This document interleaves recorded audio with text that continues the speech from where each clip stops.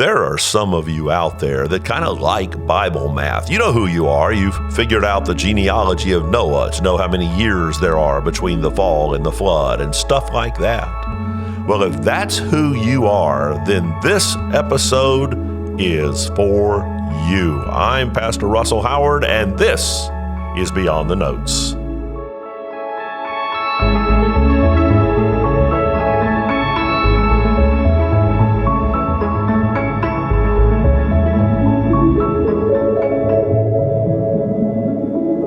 Okay, this is Beyond the Notes, the math episode.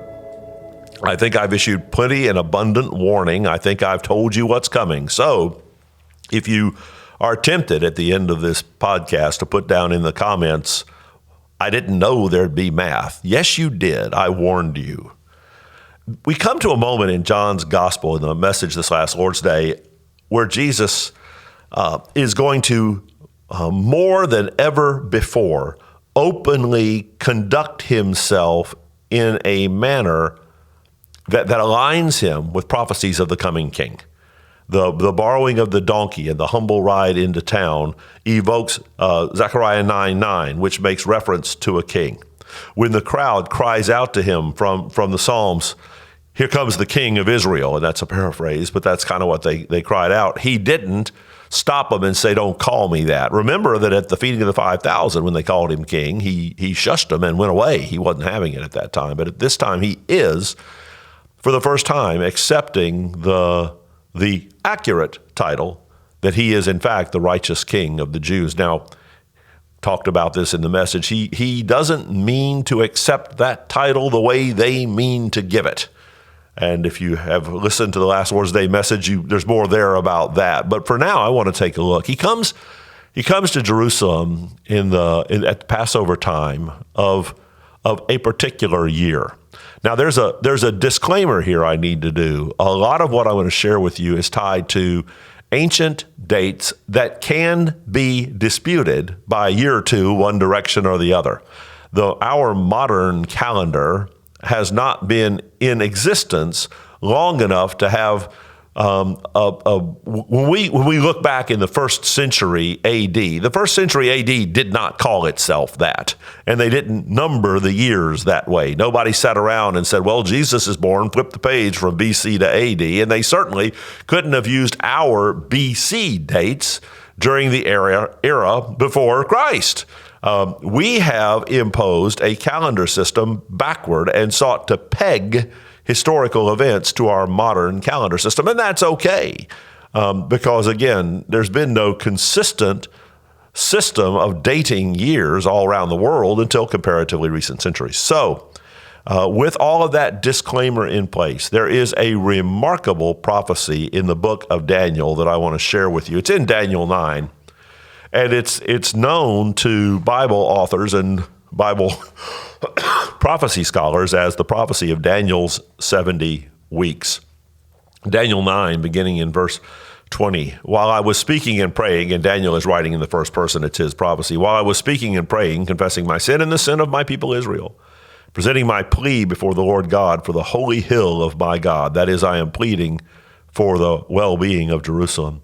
While I was speaking in prayer, the man Gabriel, whom I had seen in the vision at the first, came to me in swift flight at the time of the evening sacrifice. Now, we see Gabriel in Scripture frequently, and where he's named, it's generally in the role of conveying messages between heaven and earth, and as here.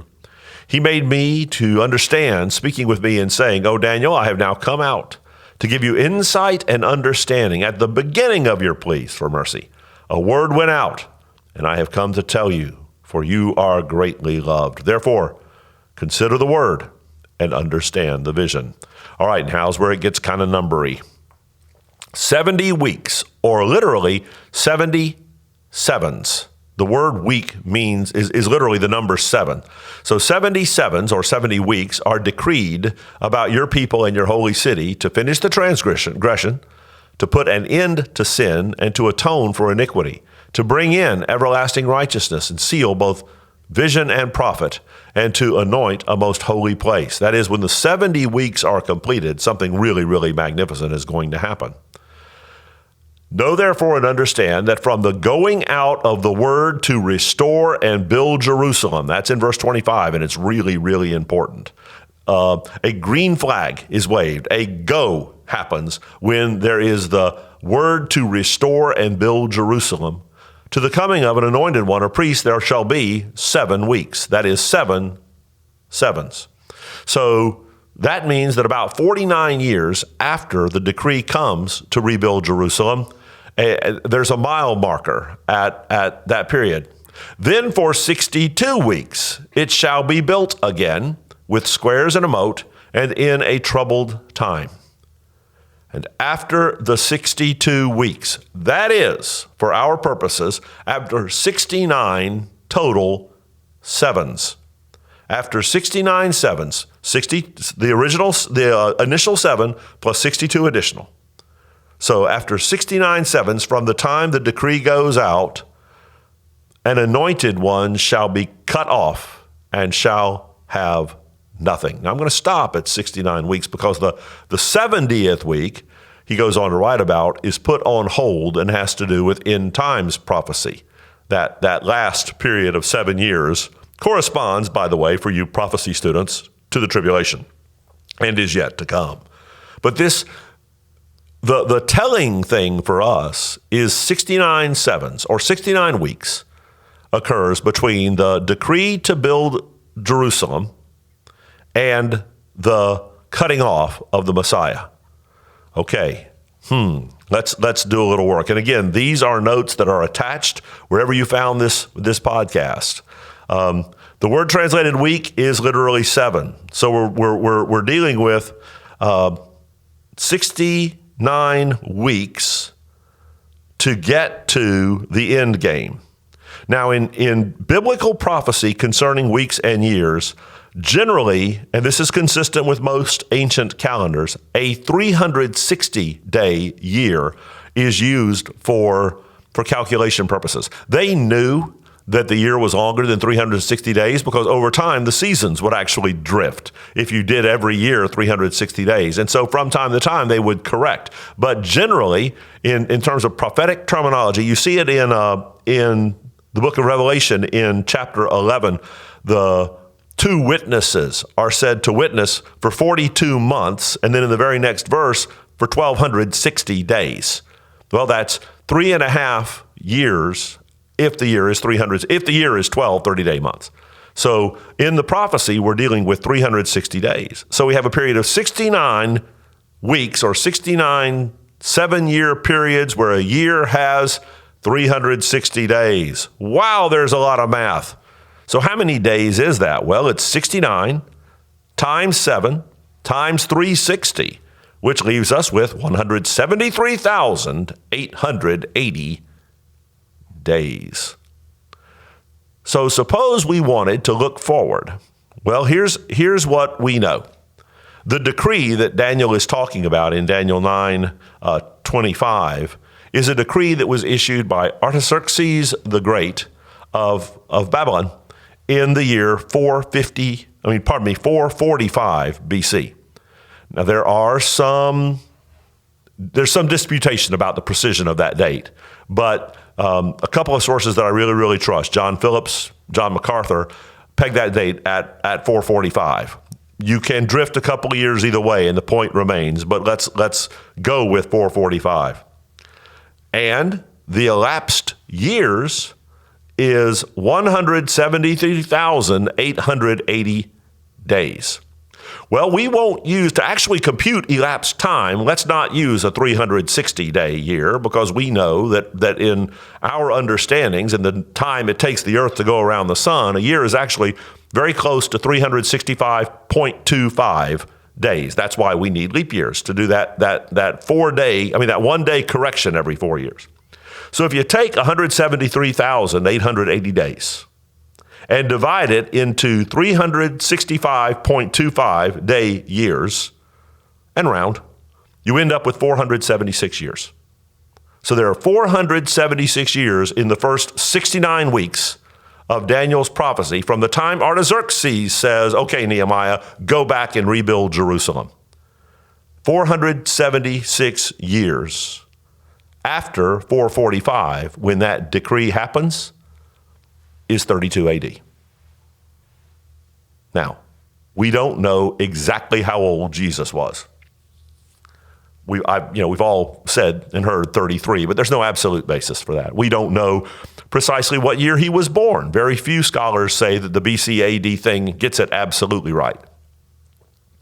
To compute time forward in an elapsed way, by the way, from BC to AD, you have to take the elapsed years minus the start year, in this case, 476 minus 445, and then you have to add a year back because there is no year zero. You can work it out on your fingers. You might think that 5 years after 3 BC is 2 AD, but it's not. It's 3 AD. 5 to 4, 3 to 2 BC, 2 to 1, 1 to 1, 1 to 2, because there's no year zero. There's nothing at zero to pass through. So elapsed years minus the start year plus 1 lands us in AD 32 for the fulfillment of a prophecy made by Daniel years and years and years and years before, that in that period, Messiah would be revealed. So if you're 10 years off that, you've got the wrong guy. If you're 5 years off that, you should suspect you've got the wrong guy. But if you're in the early part of the AD 30s, given that these dates may not be super precise, in the early AD 30s, expect the Messiah to be revealed and to be cut off. Again, the notes are attached. I know that was a lot of math, but for those of you who like legitimate biblical number studies, I'm not talking about where you find symbolism in every single number and make yourself crazy looking for pictures in the clouds. I'm talking about legitimate prophetic chronology and legitimate prophetic numerology. It is a quite remarkable prophecy. Well, what in the world do I do with it, Pastor Russell? I'll go along with you, and I'll even act as though I get it, and I'll download the notes. And so, might I ask, so what? Well, like all prophecy, what this prophecy does is remind and reassure us that God is both in charge and intentional, that he really is running his universe his way. And if he can arrange things like a decree from Artaxerxes, as prophesied by Gabriel to Daniel, decreed by Artaxerxes and fulfilled by Jesus, give or take 480-something years later, he can help you with whatever's bugging you now. And that matters. He is Lord. Well, I told you it would be the math edition, and it was. By now, I hope that you are enjoying our podcast, that you are liking it and sharing it and all the other things, depending on the platform where you listen. It has been my joy to put you through a math lesson, and we'll see you next week on Beyond the Notes.